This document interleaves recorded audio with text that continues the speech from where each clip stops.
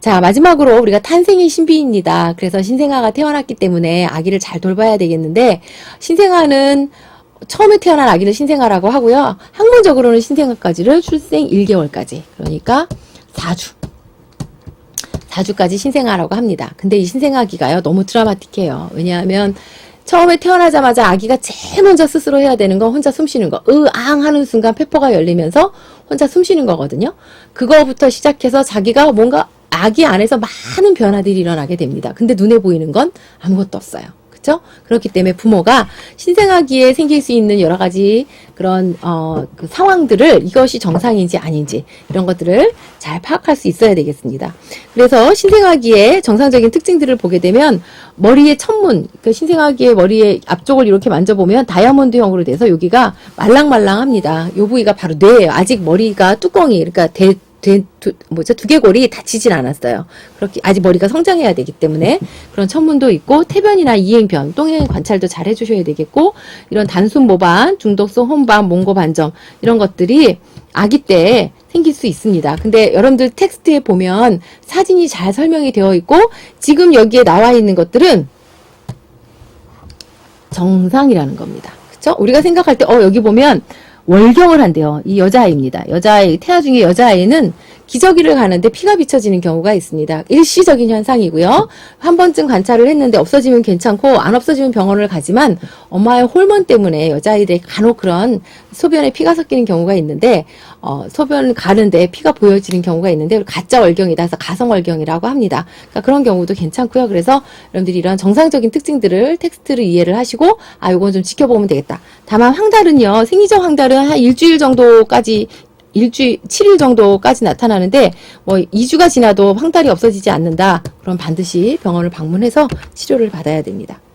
자, 그래서 병원을 방문해야 될 때를 설명을 하는데, 제가 오늘 중요한 사진을 한 가지 가지고 왔는데요. 영아 돌연사 증후군, 이건 좀 기억을 해주셨으면 좋겠습니다. 최근에도 뉴스에 났었는데, 어린이집에서 아이가 자다가 6개월짜리 아이가 와서 보니까 자다가 사망을 했다라고 그러는데, 자다가 사망하는 많은 원인들 중에 한 가지가 바로 영아돌연사 증후군입니다. 영아돌연사 증후군은 아기가 사망해야 그 진단이 내려져요. 아직까지 원인을 잘 모릅니다. 다만 알려진 게 뭐냐면 엎어재우는 겁니다. 아기 머리 뒤통수 동그랗게 하겠다고 엄마가 아기 머리를 이렇게 엎어재우게 되면 아기가 머리를 가누지 못하는 상태에서 푹신푹신한 요에 코가 막히고 입이 막혀 숨을 못 쉬고 사망할 수가 있습니다. 그래서 반드시 아기는 똑바로 눕혀 재워야 됩니다. 똑바로 눕혀 재워야 영아돌연사 증후군을 예방할 수 있고, 주변의 인근에 혹시 최근에 아기가 출생한 부모가 있으면 반드시 아기는 똑바로 눕혀 재우라고 해주기 바랍니다.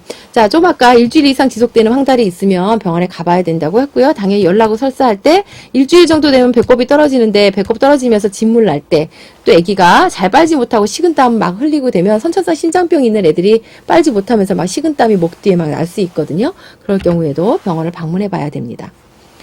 자, 이제 두 번째, 아기에게 가장 좋은 것 중에 한 가지는 바로 모유수유입니다. 저는 모유수유를 엄마의 사랑이라고 표현을 합니다. 왜? 우리 아기에게 젖을 줄 수 있는 사람은 엄마밖에 없거든요. 이 세상에. 정말 수많은 사람 중에 엄마밖에 없기 때문에 모유수유를 반드시 해줘야 되겠고요. 그래서 모유수유는 여러 가지 장점이 있습니다. 좋은 점이 있는데, 아기에게도 좋고 엄마에게도 좋은 점이 있습니다. 아기에게 좋은 거는 뇌발달, 알러지, 면역성분 여러 가지가 있습니다. 그런데 가장 중요한 건 바로 초유입니다. IgA라는 초유가 엄마가 처음 일주일 이내에 분비되는 젖에 포함이 되어 있고, 여기에는 면역성분이 포함이 되어 있습니다. 그러니까 쉽게 말하면 아기가 자궁 밖에 나와서 균이 많이 있는데 이 균들과 싸워서 이길 수 있는 면역성분을 엄마가 젖을 통해서 주는 거예요. 굉장히 색깔도 진하고 주황색 빛이 납니다. 젖의 색깔이 특별해요. 그래서 이것을 엄마가 어떤 이유로 인해서 아기한테 못 주면 짜서 받아서 냉동시켰다가라도 초유는 반드시 아기한테 먹여줘야 됩니다. 그 다음엔 안 나와요. 주고 싶어도 안 나오기 때문에 그 시기에 짜둬야 됩니다. 엄마는 자궁 수축에 도움이 돼요. 산후 회복이라든가 피임은 이미 설명을 했고요. 유방암이라든가 자궁암 예방에도 도움이 된다고 알려져 있습니다. 그래서 모유수유는 모유수유 후 30분 이내에 물려줘야 됩니다. 그래서 출생하고 나서 빨리 물려줘야지 모유수유 분비도 촉진이 되고 도움이 되기 때문에 30분 이내에 물려주는 것이 좋습니다. 자, 모유수유를 할 때 모유수유 자세요. 여러 가지가 있는데 원칙 한 가지만 얘기하겠습니다. 뭐 이렇게 안고 먹이기도 하고 옆구리 끼미기도 하고 이렇게 누워서 먹일 수 있는데 중요한 건 아기의 배와 엄마의 배가 맞닿아야지만 편안하게 젖을 먹일 수가 있습니다. 그래서 맞닿도록 하는 자세, 이렇게 딱 맞닿도록 하는 자세가 중요하고요. 또 엄마의 젖이 이렇게 있으면 유두가 있고 여기 유륜이 있습니다. 근데 아기가 입으로 젖을 물 때 유두 끝에만 이렇게 물면 엄마 젖만 아파요. 잘 나오지도 않고. 그래서 아기 입속이 이렇게 전체를 다 물속 유륜까지 모두 들어가도록 깊숙이 물려주는 것이 훨씬 더 빠는 데 도움이 되고요. 또 한 가지 중요한 건 다 먹이고 나서 등을 톡톡톡 두들겨서 트림을 반드시 시켜줘야 들어갔던 가스가 배출이 되면서 구토나 이런 것들을 예방할 수 있고, 이것도 중요합니다. 아기를 다 먹이고 나서 당연히 조금 안고서 상체를 올리는 자세 유지하는 게 좋고, 아기가 혹시 잠이 들었거나 그래서 눕힌다라고 하면 아기를 똑바로 눕히지 말고 이런 경우 옆으로 눕히세요. 옆으로 눕히는데 오른쪽을 아래로, 아기를 중심으로 해서 아기 오른쪽이 아래로 가는 체위가 음식물이 훨씬 더 위에서 장으로 내려가는 소화를 도와주는 자세가 되기 때문에 오른쪽을 아래로 하는 자세가 좋습니다. 자, 모유수유를 먹여주기 때문에 내가 잘 먹이는지 잘 몰라요. 그런데 하루에 12번 또는 8번 먹여주거나 소변을 6번 이상 보고 3회 이상 대변을 보면 잘 먹이고 있구나 이렇게 생각을 하면 됩니다. 자, 모유수유의 호환시를 볼까요? 모유수유는 유방 모양의 지장을 준다? 노우입니다. 아무 상관없고요. 모유수유를 하면 피임을 따로 하지 않아도 된다? 이것도 노우죠. 도움은 되지만 완벽하진 않다. 100% 완벽하진 않다. 가슴이 작으면 모유량도 적다? 그렇지 않습니다. 브레스트의 크기와 모유량은 다르고요. 얼마나 아기에게 물리느냐, 그쵸? 자주 빨리느냐가 관건이지 그렇지 않습니다. 엄마 나이가 많으면 모유가 잘 안 나온다? 이것도 노우고요. 그 다음에 물젖만 나온다? 아닙니다. 어떤 경우에는 모유가 너무 많은 경우가 있어요. 사람에 따라서. 그래서 아기가 막 우리가 먹다 보면 앞에 미리 나오는 전유가 있어요. 그리고 그 다음에 이제 제대로 된 성유가 나오는데 엄마 자체가 모유가 너무 많아서 이 전유가 너무 많이, 이게 굉장히 묽어요. 이건 진한 모유예요. 근데 엄마가 너무 전유가 많아서 애기가 한참 먹었는데 전유밖에 안 났고 애는 이미 배불러서 성유를 못 먹어요. 그런 경우에 엄마가 물젖이라고 표현하고 컴플레인 하는 경우 있거든요. 그런 경우에는 미리 짜버리면 되죠. 전유를 좀 짜버리고 그 다음에 전유 조금 먹이고 성유 먹이면 됩니다. 전유를 또 완전히 안 먹이면 안 돼요. 우리가 갈증이 난 상태에서 조금 목을 적셔준 다음에 본격적인 식사를 하는 것이 좋은 것처럼 전유도 먹여야 되기 때문에 그런 요령을 알고 있으면 좋을 것 같습니다. 자, 목욕은요, 매일 안 해도 됩니다. 아기도 매일 해주면 피곤할 수 있어요. 그래서 더러울 때나 또는 2 내지 3일에 한 번씩 배꼽이 떨어질 때까지는 물이 닿지 않도록 해주고요. 목욕 후에 파우더나 면봉 사용은 하지 마세요. 오히려 도움이 되지 않습니다. 파우더는 발라주지 않고 로션이나 오일 같은만 발라주면 좋고요. 목욕하는 순서는 교재를 참고하거나 또는 아가사랑 같은 그런 보건복지부에서 만들어 놓은 사이트에 보면 아빠가 아이를 목욕시키는 방법에 대해서 자세히 나와 있습니다. 그래서 그런 것들을 참조하시기 바랍니다. 자, 여기까지 해서 오늘은 탄생의 신비에 대한 이야기를 해봤습니다. 임신의 과정과 어떻게 아기가 탄생하는지 정말 신기하죠? 아기가 혼자 스스로서 4번의 회전을 해서 엄마 밖으로 나오고 또 엄마는 누가 가르쳐주지 않아도 잘 관리해서 아기를 출산한 거 보면 정말 탄생의 신비라고 하지 않을 수 없습니다. 자, 퀴즈를 볼까요? 고위험 임신의 예방을 위해서 부모가 첫 번째 해야 되는 거는 뭘까요? 당연히 여러 번 얘기했습니다, 제가. 그쵸? 계획 임신입니다. 그래야 몸과 마음이 준비가 된 상태에서 임신을 할 수 있기 때문에 태아 기형 예방을 위해서 산모가 사용하지 말아야 되는 건 멀미약 안 되죠. 당연히 감기약 안 됩니다. 변비약도 안 된다고 했고요. 연고도 안 되죠. 피부를 통해서 흡수되는 것도 다 약이기 때문에 다 안 됩니다. 특히 임신 초기. 자, 김 씨 부부는 결혼 후에 임신을 행했고 최근 마지막 월경일이 1월 27일이었습니다. 그러면 여기에다가 여러분들이 이제 계산을 아까 우리가 앞서 배웠던 임신 계산일을 보게 되면 월경 시작일로부터 1월에서 3월은 더하기 9를 해준다고 했어요. 그러니까 여기다 더하기 9를 해주고요. 날짜로는 무조건 우리가 월경이 시작한 날에 더하기 7을 해준다고 했습니다. 그럼 어떻게 되나요? 10월하고 34일이 되죠? 근데 우리가 무조건 30일로 계산을 해야 되니까 11월하고 반올림을 해서 4일이 되겠죠. 그럼 답은 뭐가 되나요? 11월 4일이 다음에 우리 아기가 태어날 예정일이 됩니다. 그렇다고 해서 항상 딱 그거 맞춰서 나는 건 아니지만 그때 준비를 하고 있어야 되겠습니다. 자, 고위험 임신 예방을 해서 가장 중요한 건 계획 임신과 산선 진찰을 철저히 받아서 미리 발견할 수 있는 문제들을 처리하는 것들이고요. 임신이 되었다는 건 착상이 된 상태를 우리가 얘기한다. 수정난 상태만 가지고 얘기할 수는 없고 가정적 징후와 확정적 징후를 알고 우리가 대비를 할 필요가 있다. 또 임신 중에는 작은 요인으로도 위험해질 수 있기 때문에 안전관리를 해줘야 됐고 이상이 있을 때는 즉시 산부인과를 방문해서 정규검진 시기가 아니더라도 우리가 진단을 받아야 되겠고요. 신생아를 우리는 생후 1개월까지 신생아라고 하는데 많은 변화가 있고 이때 정상과 비정상적인 특징을 알고 부모가 대처를 해야 되겠다. 황달이 심하거나 감염이 됐거나 이런 것들은 반드시 병원에 가서 처치를 받도록 하는 것이 도움이 되겠습니다. 자, 여기까지 해서 여러분들과 우리가 탄생의 신비, 아기가 어떻게 출산이 되고 아기에게 부모가 알아야 되는 것까지 대해서 이야기를 했습니다. 다음에는 우리가 앞서도 얘기했지만 계획 임신을 한다라는 건 정년기에 출산하는 것과도 맞물린다고 볼 수 있습니다. 그래서 부모가 뭔가 마음이 건강할 때 또 준비가 되었을 때 정년기에 출산하는 것에 대한 중요성에 대해서 여러분과 나누어 보도록 하겠습니다. 그동안 수고 많으셨습니다. 감사합니다.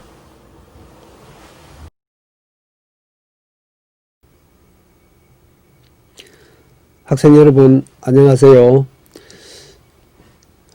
이번 시간에는 앞선 강의 탄생의 신비에 이어서 정년기 출산의 중요성에 대한 강의를 하도록 하겠습니다.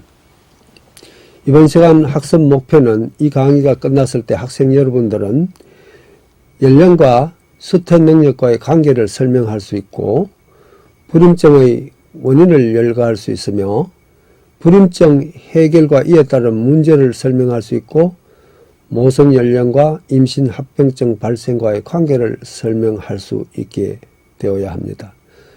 이러한 목적을 달성하기 위해서 학습 내용은 연령과 생식 능력, 불임증, 불임증 해결책과 이에 따른 문제, 연령과 임신 등이 되겠습니다.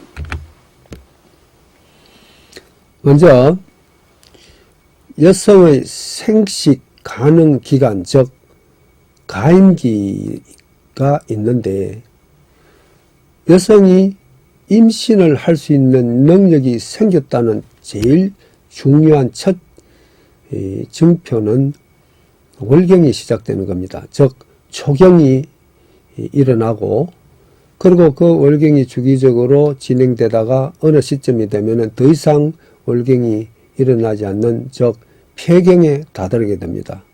그래서 초경이 있고 폐경이 되기 전까지는 일단 여성은 생식을 할 수 있는 능력이 있다. 즉 가임 능력이 있다라고 생각합니다. 그런데 이 초경이 시작하는 때는 최근에 와서 지난 수십 년 동안에 이렇게 변화가 일어나서 2009년 전국의 초중고등학교 여학생 3,300여 명을 대상으로 조사했을 때 평균 초경 시작 연령이 12세로 나타났습니다. 근데 이 12세는 그 학생들의 어머니, 한 세대 앞에 어머니들은 14.4세였는데 비해서 2.4년이 빨라진 것입니다. 이렇게 초경 연령이 빨라지는 것은 일반적으로 영양 상태가 좋아지고 사회 문화적인 자극이 더 많아진 것에 기인된 것이라고 그렇게 이해를 하고 있습니다. 초경 연령은 빨라지지만 폐경 연령이 그렇다고 해서 뒤로 더 늦어지지는 않아서 폐경 연령은 아직도 50세 전후로 큰 변동이 없습니다.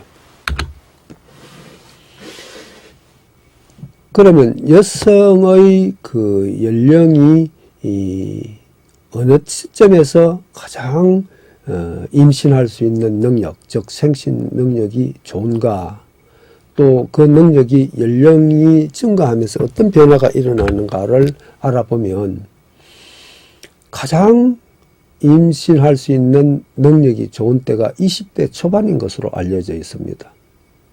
여기에 나타나는 퍼센트는 정상적인 부부 생활을 했을 때 1년 이내에 임신이 일어나는 그 퍼센트를 나타낸 것입니다.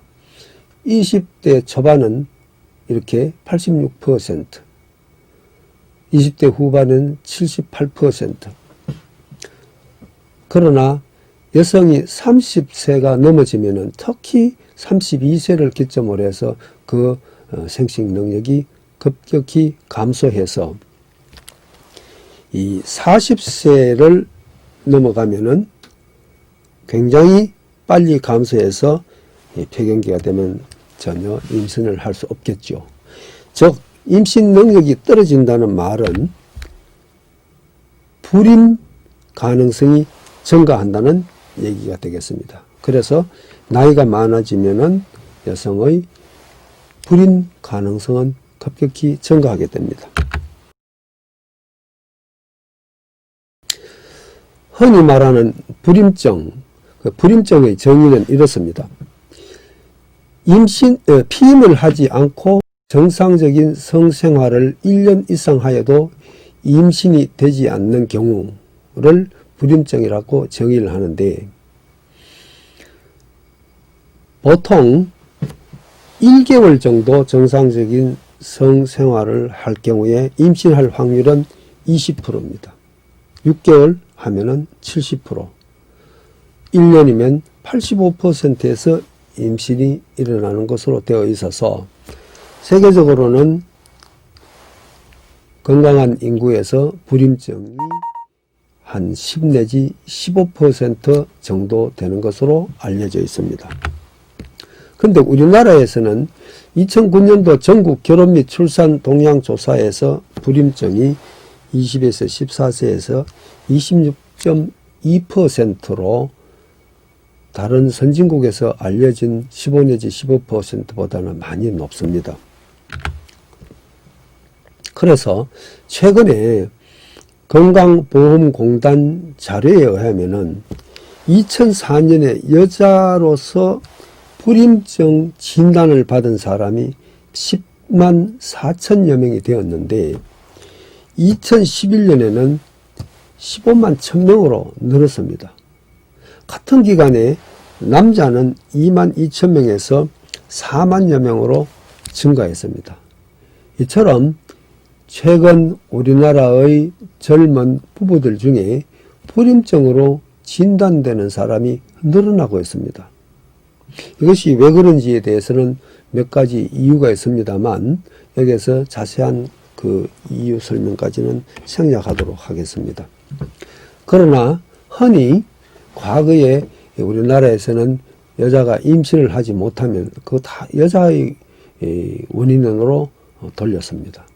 그러나 미국에서 연구해 본 결과 불임 경우에 남성 측에 전적으로 원인이 되는 경우가 20%나 있고 여성 측에만 원인이 있는 것은 40 내지 50% 정도 되고 나머지는 양측에 원인이 있더라 하는 것입니다. 그래서 불임 부부가 되면은 여성의 탓으로만 돌리기 이전에 남성 측에 원인이 있는지 여성 측에 있는지 양측에 대한 원인이 있는지를 면밀히 검토를 해야 합니다.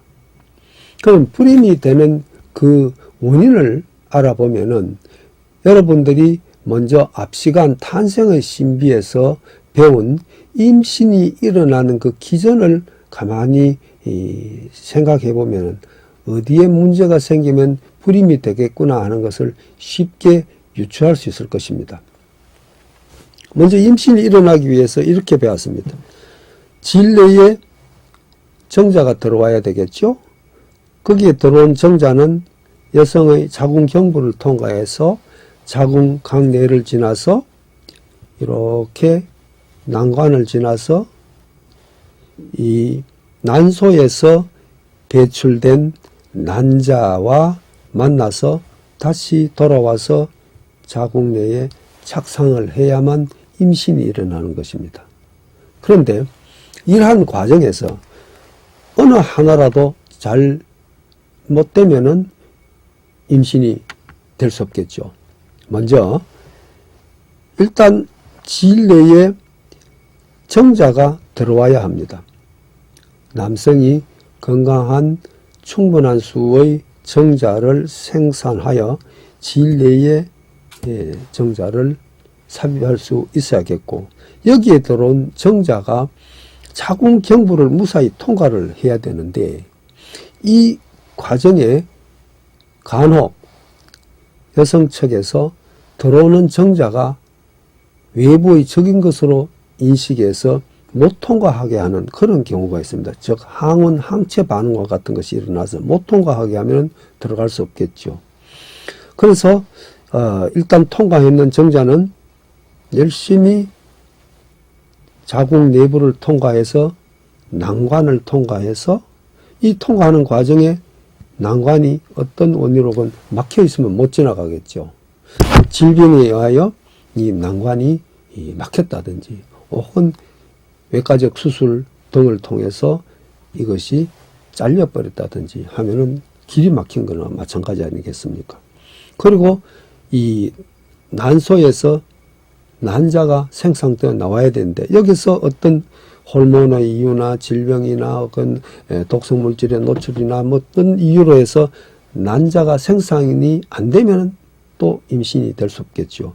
그래서 생산된 남자가 들어온 정자와 만나서 다시 갔던 길을 돌아와서 자궁 내에 착상을 해야 되는데, 자궁 내벽이 염증이 있다든지 여기에 기형이 있다든지 뭐 근육종이 있다든지 해서 착상을 할 수 없으면 임신이 될 수 없겠죠. 그래서 이 불임이 되는 원인은 정자측의 원인, 그 다음에 여성의 자궁 경부, 자궁 내막, 이 난관, 여성의 난소에서 난자의 생산 능력 만나서 다시 돌아와서 착상하는 이 과정에 한 군데라도 이상이 있으면은 임신이 일어나지 못하기 때문에 불임증이 되겠습니다. 이러한 불임증을 유발할 수 있는 위험 요인들은 매우 다양합니다. 먼저 여성의 입장에서 보면 나이가 되겠습니다. 여성은 32세 이후에 현저하게 그 생식 능력이 감퇴되는 것으로 알려져 있습니다. 그래서 35세 심지어 40세 넘어서 결혼을 해서 아기를 갖게 하려면은 임신이 잘 안 되겠죠. 그리고 흡연은 남녀 모두에게 불임의 위험이 증가되는 것으로 알려져 있고요. 과음도 남성의 생식 능력을 감퇴시키고, 임신부가 음주를 하게 되면은 태아에게 심각한 해를 끼칩니다. 태아에게 기형을 유발하게 됩니다.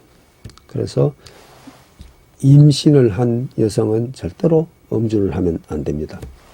그리고 체중, 특히 여성이 임신하기 전에 너무 야위어서 저체중이라든지 혹은 심한 비만이 있을 경우, 또는 전혀 신체를 움직이지 않는 그런 여성, 그런 경우에 임신이 잘 되지 않고, 남성도 과체중의 경우에는 비정상적인 정자 생성의 위험이 높은 것으로 알려져 있습니다.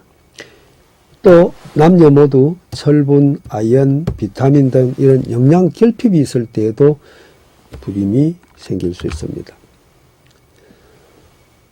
운동선수, 아주 일주일에 7시간 이상 심한 운동을 하는 경우에는 배란 장애를 초래할 수 있는 것으로 알려져 있고, 또 너무 남녀 모두 전혀 운동을 하지 않는 경우에도 생식 능력이 감퇴되고, 과도한 스트레스는 당연히 배란과 정자 생성에 장애를 초래합니다. 그리고 끝으로는 살충제나 제초제, 화학물질, 납 등 이 중금속에 노출되면 남녀 모두 생식 능력에 장애를 초래하게 됩니다. 그처럼 불임을 유발할 수 있는 위험 요인은 매우 다양합니다. 이렇게 불임증이 되면은 그 원인에 따라서, 만약에 염증이라면은 항생제 등 이용한 약물 치료를 할 수 있겠고, 또 어디가 막혀서 그렇다면 외과적으로 수술을 통해서 그 길을 열어줄 수 있는 방법도 있겠고, 또는 정상적인 어떤 부부 관계를 하는 데에 문제가 있는 경우에는 상담을 통해서 복음 교육을 통해서 그것을 교정도 할 수 있겠고 하겠습니다. 그러나 그러한 모든 방법을 동원해도 불임이 해결되지 않을 경우에는 인공수정이나 보조생殖술을 이용하게 됩니다. 인공수정의 경우는 남성의 정자 생산과 생산된 정자가 자궁 내로 들어가게 하는 데에 문제가 있을 경우에 건강한 정자를 선별해서 그 정자를 자궁 내에 넣어주거나 혹은 복강경을 통해서 나팔관 내에 넣어주거나 하는 방법이 인공수정이라 합니다. 그런데 이번에는 이 난자와 정자 양쪽에나 혹은 난자에 문제가 있을 때에는 보조생殖술이라는 것을 이용을 하는데, 흔히 시험관악이라는 것이 있죠. 이것은 난소에서 성숙된 난자를 인공적으로 채취해서 시험관 내에서 정자와 만나게 해서, 즉 배아를 만들어서 한 7일 정도 세포 분열이 일어나도록 길러서 그것을 다시 자궁 내에 넣어줘서 착상을 하게 하는 그런 경우, 이것을 시험관악이 또는 체외 수정이라고 합니다. 그렇지 않으면은 정자와 난자가 나팔관 내에서 만날 수 있도록 채취한 난자와 정자를 복강경을 통해서 나팔관에다가 삽입해줘서 자기들끼리 만나서 난관을 거쳐서 자궁 내에 착상을 하도록 하는 방법, 나팔관악이. 아니면 바깥에서 정자와 난자를 만나게 해서 그 만난 접합자, 배아를 난관에 넣어주는 접합자 난관 내 이식, 이런 세 가지 방법을 선택할 수 있는데, 그것을 통칭하여 보조생殖술이라고 합니다. 이렇게 새롭게 개발된 기술을 이용해서 불임을 해결하는 방법이 있습니다만, 이 보조생殖술은 비용이 꽤 비쌉니다. 과거에는 한 번 시술하는데 200만 원 이상씩 했는데, 지금은 조금 내려와서 150만 원, 180만 원 그 사이 정도 되고, 또 정부에서는 이 저출산 문제를 해결하는 방법의 하나로 보조생殖술, 인공수정 이 비용을 지원해 주고 있습니다. 그러나 비용도 비용이지만 우리나라에서는 이 보조생殖술을 하면은 태아가 하나만 생기는 것이 아니고 둘, 심지어 셋, 이렇게 다태 임신이 일어나고 있습니다. 왜 그러냐 하면은 한 번 할 때마다 비용도 많이 들 뿐만 아니라 여성의 입장에서는 꽤 정신적인 스트레스뿐만 아니라 육체적으로도 많은 부담을 갖게 됩니다. 그래서 한 번만에 임신을 성공시키는 것이 좋습니다.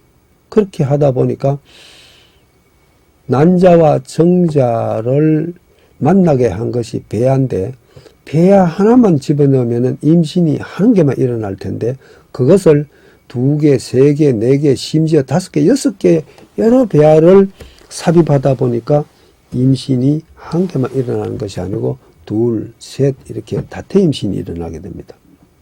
다태 임신이 될 경우에는 왕왕 37주 이전 조산을 하거나 혹은 달수를 채우더라도 아기가 제대로 크지 않은 미수가, 즉 그래서 달수를 채우지 못한 조산이나 혹은 제대로 크지 못한 미수가 둘 다의 경우에 체중이 상당히 적은 저체중아로 태어나게 됩니다. 때로는 기형아 출산도 증가되고 있고, 이렇게 할 경우에는 자간전증, 산후출혈 이런 임신 합병증 발병도 더 흔하게 일어나기 때문에 결과적으로 모성 사망률이 증가하는 경우가 되게 됩니다.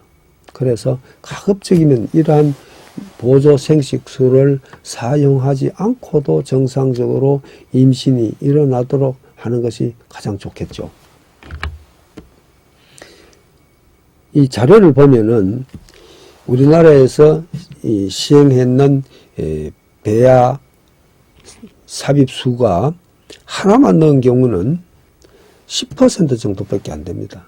약 90%는 둘 이상 이렇게 삽입을 했는데, 경상북도에서 1050여 건의 보조생식수를 시행했는 자료를 제가 조사해 본 바에 의하면은 여기도 역시 마찬가지로 전국 자료와 거의 비슷하게 둘, 셋, 넷, 다섯, 6개 이상 이렇게 많은 배아를 집어넣는데, 그럴 때에 임신 성공률은 올라가기는 합니다. 그러나 이거는 임신했다 해서 모두 건강한 아기를 출산하는 것이 아니고, 실제 건강한 아이를 출산한 경우는 27% 정도밖에 되지 않습니다. 또 이 보조생식수를 이용한 출산을 시도하더라도 여성의 연령이 이렇게 젊을수록 성공률이 높습니다. 30대, 40대로 가면은 임신 성공률도 낮고, 실제 건강한 생아를 출산하는 경우도 40대가 되면은 10%가 되지 않을 정도로 성공률이 낮습니다. 그래서 역시 이 임신은 20대, 특히 20대 후반 만약 보조생식수를 선다면 이때가 성공률이 가장 높습니다. 2004년도에 한국에 보조생식수를 했는 그 결과를 보면은 쌍둥이가 나온 경우 32%, 세 쌍둥이가 나온 경우가 2.4%, 합치면 34%가 다태아 출산이었습니다. 경상북도의 결과는 39%가 상태하였습니다. 그 상태하의 46.5%가 37주 미만의 조산이었고, 임신을 기간을 다 채우고 출산했는 경우하고 다 합쳐도 2,500g 미만의 저체중아가 나온 경우가 62.8%였습니다. 또 비록 한 아기, 즉 단태아가 태어났을 때라도 조산과 저체중아 출산율이 이렇게 일반 여성들에 비해서 높게 태어나서, 이때 우리나라의 다른 여성들은 저체중아 태어난 것이 3%가 안 되었습니다. 그래도 여기에 거의 2배가 넘을 정도로 저체중아 출산율도 높았습니다. 그래서 체외 수정 전체 시생아의 39%가 저체중아인데다가 2005년도 전국 출생아 이 시점에 4.3%에 비하면은 9배 정도나 높죠. 그래서 굉장히 불리합니다.